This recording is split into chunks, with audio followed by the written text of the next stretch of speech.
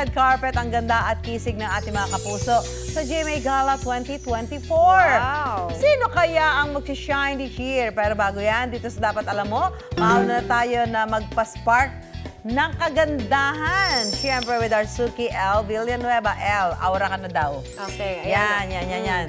Makinig tayo sa mga tips ni El para pang GMA Gala na din ang look nyo. El, kapag sa mga special na events gaya ng GMA Gala, ano ba ang pagkakaiba ng makeup kumpara sa pang-araw-araw na look? Yan, gaya dito sa dam. Okay, ang importante kasi sa gala, dapat mas nagsistay yung makeup nyo hanggang gabi. Aw. Ang totoo kasi niyan, Mami Su, nagre-ready kami 1 PM pa lang. Ah, talaga? Oo, dire-diretso yun hanggang gabi. So, dapat talagang magsistay siya. So, parang hindi ka dapat nag-o-oil. Yes. Kasi alam mo naman, oiliness is next to Negativity. negative. Una muna sa eye makeup, may kaibahan ba pag sa mata? Ano ba kailangan? Nakikita yung makintabang tawag sa ganun? Glitters or yung matte, ganyan. Paano ba? Ano maganda? Depende yan sa look mo. Minsan may edgy na look. So, minsan mas plakado ang eyeliner. Minsan naman, ang trending kasi ngayon, Mami Su, clean look. Ano yung clean look? Kumbaga parang wala kang makeup. Clean. Alin dyan ang clean look mo? Nasa left. Left. Ay, tama ba? Oo. Left, okay. Left. Kumbaga parang wala ito, kang ito pang makeup, glam. onting Glam to, blush di ba? lang. Yes, yan ang glam. O, ito pang gayla yan. Yes, pwedeng panggela. Meron man tayong tinatawag na soft glam, na parang onting eyeliner, manipis na eyeshadow na eyeliner.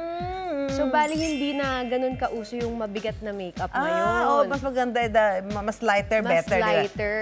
Pink na blush on, ganyan. Ano yung highlighter pa, di ba? Yung makintab. Oo, nilalagay yan dito. Bakit? Para nag-shine. Ayan o, meron ako. Hindi masyado. Okay lang. Para natural lang.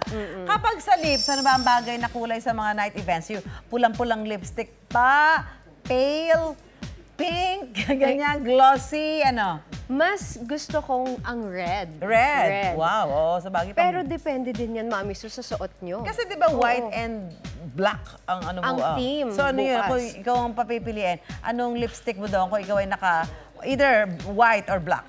Ako, I would go for nude or red. Nude. Nude or red. Nude tayo. with lip gloss? Yes, with lip gloss. Para shiny. Para shiny. Oo. Mas natural kasi tignan ang nude. Yan, ito pa. Naku, alam niyo, ang dami ho sa babae. Paano naman babagay yung blush at contour? Ano naman yung contour na yan? Ang contour na yan, dito po yung nilalagay. Ang ibig sabihin po ng contour, nilalagay siya dito para magkaroon ng shadow. Para magmukhang? Para mas magmukhang Barbie ang face, mas manipis. So, nakagano siya. Hugis palay? Hugis Yes. bigas pala. Bigas. Para mas lumiit siya, Mami Su. May kanto na. Ganon. Hugis bigas, kaya lang malagkit. Bilog.